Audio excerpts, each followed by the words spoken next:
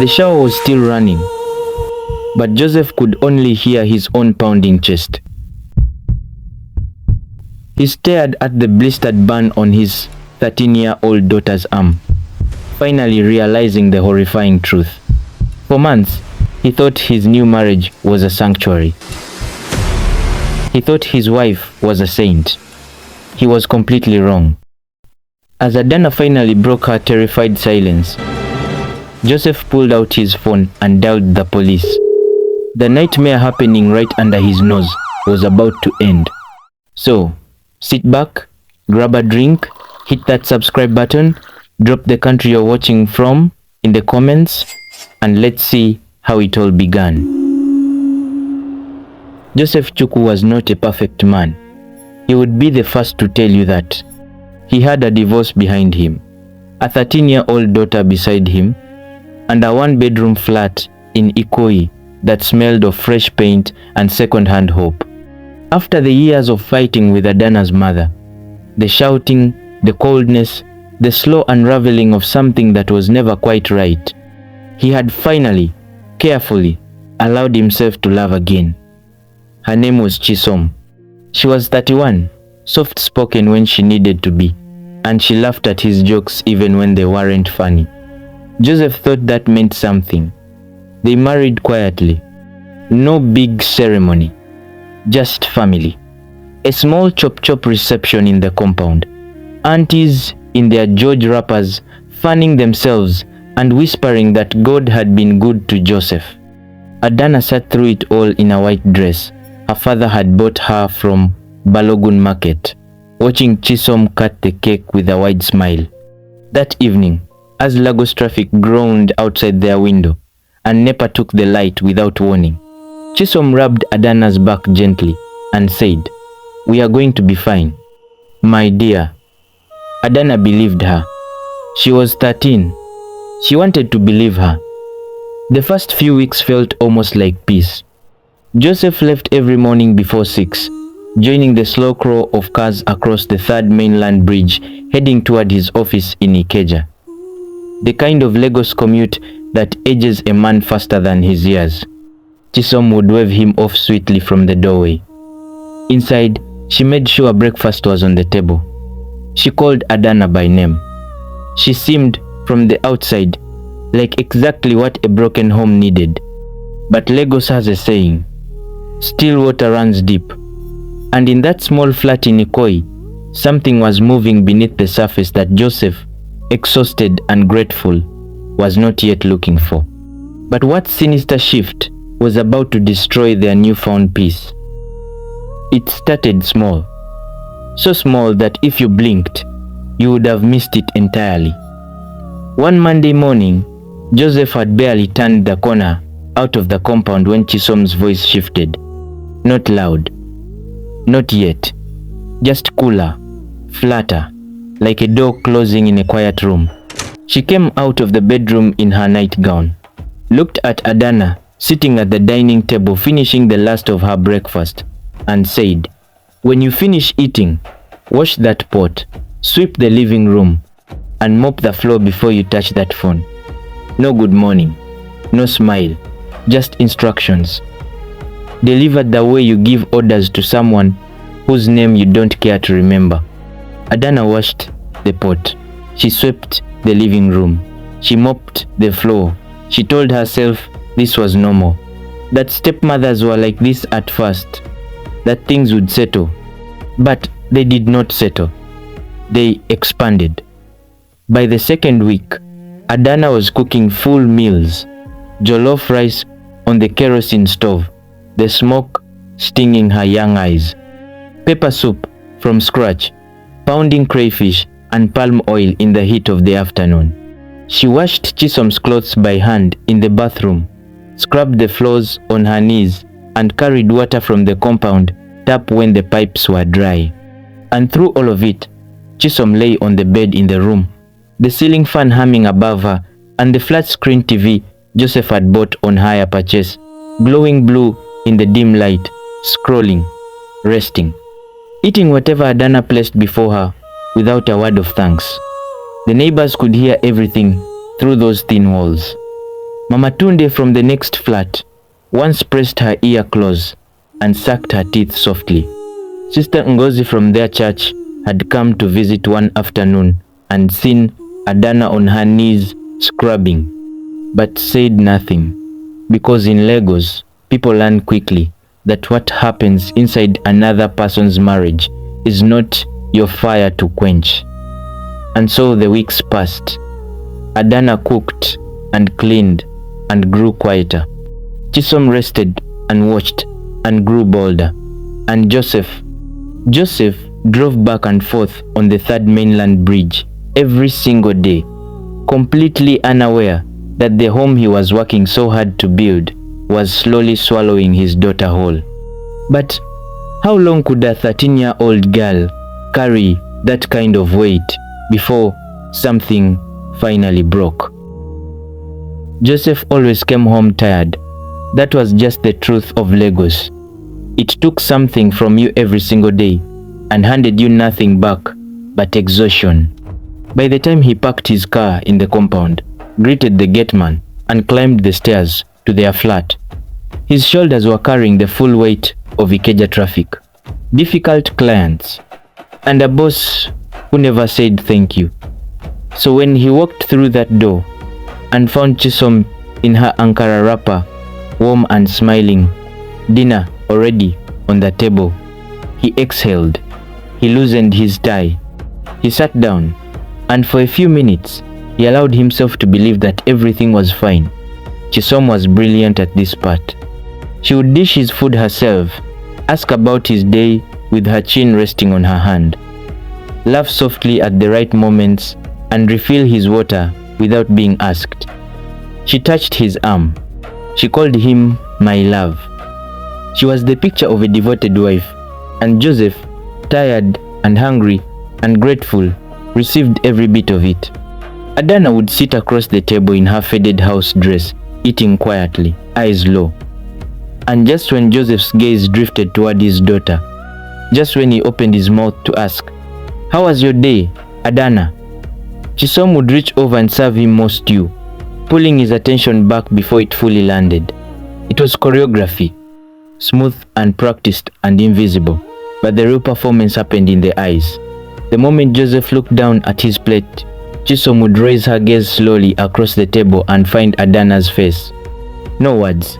She did not need words. That look said everything. "Don't you dare. Don't you even think about it. I will make your life worse than today if you open that mouth." Adanna would drop her eyes back to her food and chew slowly, her throat tight, her heart loud. Joseph ate his jollof rice warm and satisfied, completely unaware that a silent war was being fought across his own dinner table every single evening. What unspoken tragedy would it take to finally force the truth out into the open? NEPA took the light almost every afternoon in that Ikoi compound. It was so regular you could set your watch by it. One moment the fan would be spinning, the TV humming, the fridge clicking quietly, and then darkness and silence, followed almost immediately by the cough and roar of the landlord's generator kicking in from downstairs. The generator noise filled everything. It vibrated through the thin walls, through the floors, through the ceiling, and it was during those loud, hot generator afternoons, when the neighbors had their own noise and their own business, that Chisom chose to do her clearest talking. She would find Adanna in the kitchen or the living room, or bent over the bathroom floor with a scrubbing brush, and she would crouch down close, not touching her, never touching her where it would show, and speak in a low, flat voice that somehow cut through the generator roar like a blade.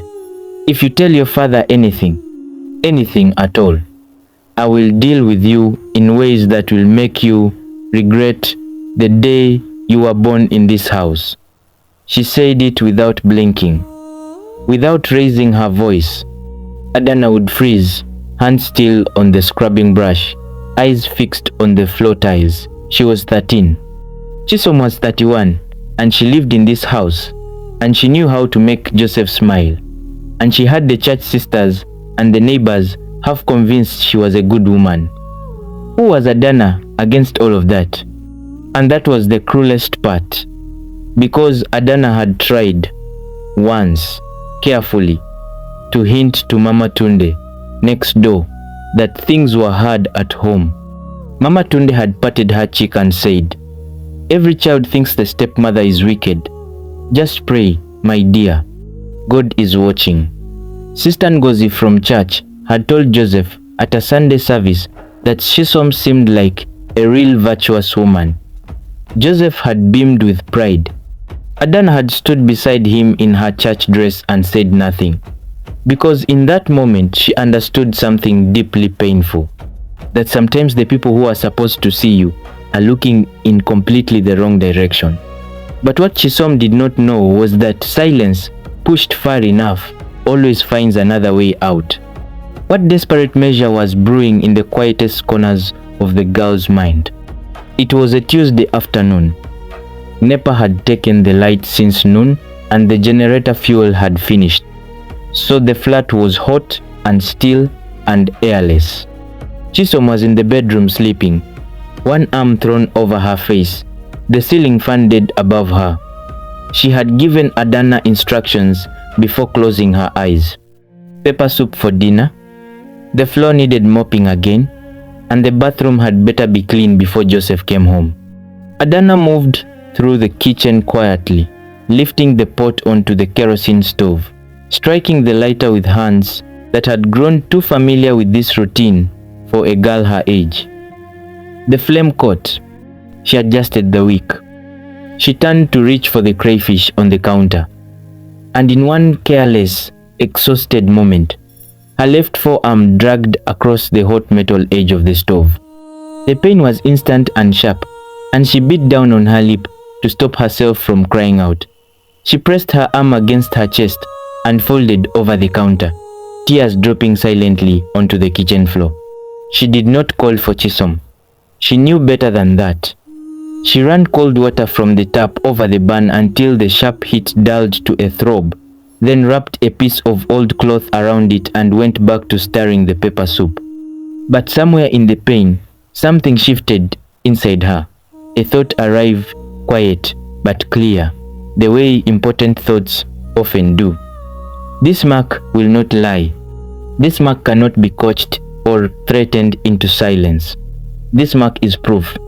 And so instead of hiding the burn or letting it heal without witness, Adanna made a decision that was far older than her 13 years. She would keep it. She would let it tell the story her mouth had been too afraid to speak. As the saying goes, the corn roasting in the fire knows the root of the flame. Adanna had been burning slowly for weeks. But now she had evidence that even the most charming woman in an Ankara wrapper could not explain away. She covered the wound carefully each morning, kept it clean, and waited. She did not know exactly when her moment would come, only that Lagos, with all its chaos and noise and unexpected turns, had a way of rearranging things when you least expected it. When would the perfect storm arrive to wash all the lies away? Joseph's meeting in Ikeja had been cancelled. A client who never showed up, a wasted trip across the bridge, and a boss who told him over the phone to just go home and rest. He sat in his car in the Ikeja car park for a few minutes, loosening his collar, watching downfall buses cut each other off in the afternoon heat. Then he pulled out of the lot and pointed the car back toward Ikoyi. He did not call ahead. He was tired. He just wanted to get home. He had no idea that the 37 minutes it would take him to navigate Lagos afternoon traffic was the exact amount of time it would take for his entire understanding of his own home to collapse completely. He parked in the compound and climbed the stairs.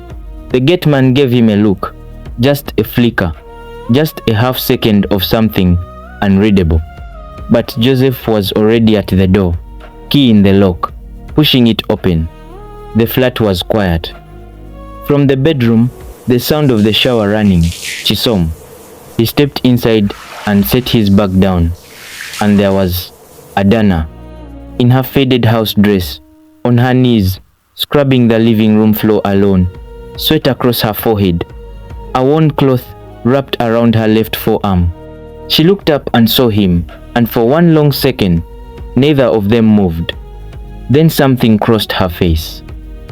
Not fear, not relief exactly.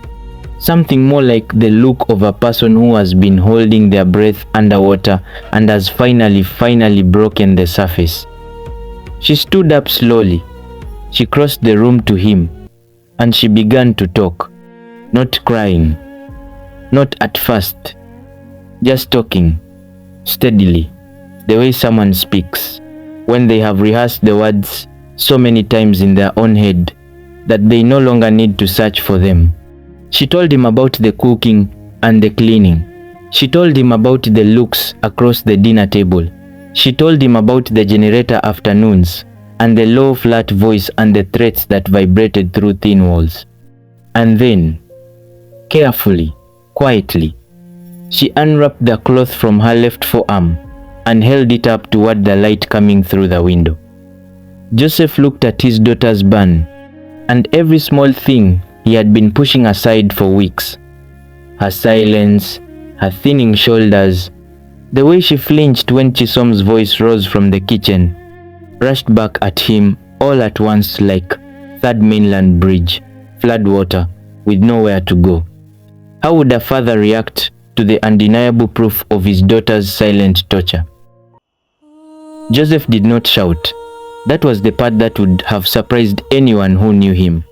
He stood in the middle of his own living room, his daughter's burnt arm still raised toward the window light, and he went completely still. The kind of still that is not calm. The kind that is a man reorganizing everything he thought he knew about his life in real time. His jaw tightened. His eyes moved slowly around the room. The spotless floor Adanna had just been scrubbing. The kitchen where the pepper soup smell still hung in the air. The closed bedroom door behind which the shower had now stopped running. He reached into his pocket and called the police. His voice was flat and clear. He gave the address. He said there was a case of child abuse. He ended the call and stood there for one more moment, looking at his daughter. Then he walked to the bedroom door and opened it. Chisom was standing at the mirror in a towel, rubbing shea butter into her arms, humming something low under her breath. She saw Joseph's reflection first and turned with her usual smile already forming, the warm, practiced smile that had worked every single evening for months. But the smile did not land, because Joseph's face was not the tired, grateful face that walked through the door every night after the Third Mainland Bridge had wrung him dry. It was something else entirely. He asked her one question, just one. What happened to Adanna's hand? Chisom's mouth opened, closed. She looked past him toward the door, calculating, repositioning, but there was nothing left to reposition. The evidence was already out of the room, already spoken, already sitting on his daughter's skin in raised, undeniable flesh. The police arrived 12 minutes later. 2 officers, a sharp knock on the compound gate, the gateman's wide eyes, Mama Tunde pressing close to her window, Sister Ngozi, who happened to be passing the street, stopping cold on the pavement. Chisom came out of the bedroom dressed now, her Ankara wrapper tied quickly, her face arranged into something between innocence and outrage. But the officers had had that arrangement before and were not moved by it. They took her statement. They looked at Adanna's arm. They looked at Joseph's face. And then they walked Chisom out of that flat, down the compound stairs and into the back of their vehicle, while the whole neighborhood watched in stunned silence. Adanna stood at the window and watched the car pull away. She did not smile. She did not cry. She just exhaled, long and slow and deep, like a girl who had been holding her breath for months and had finally been given permission to breathe again. But was this truly the end of the nightmare, or just the beginning of their healing? Joseph thought he was building a sanctuary, but he had unknowingly locked his daughter in a cage. He learned the hardest way possible that a child's silence isn't always peace. Sometimes it's a survival tactic. As the saying goes, the one who brings truth brings life. But this leaves us with a heavy question. If you were Joseph and you just discovered your new spouse was secretly abusing your child, what is the very first thing you would do? Let me know your thoughts in the comments below. Make sure to like, subscribe, and hit the bell for Amos Tales Africa, where we tell the stories that matter. See you in the next one.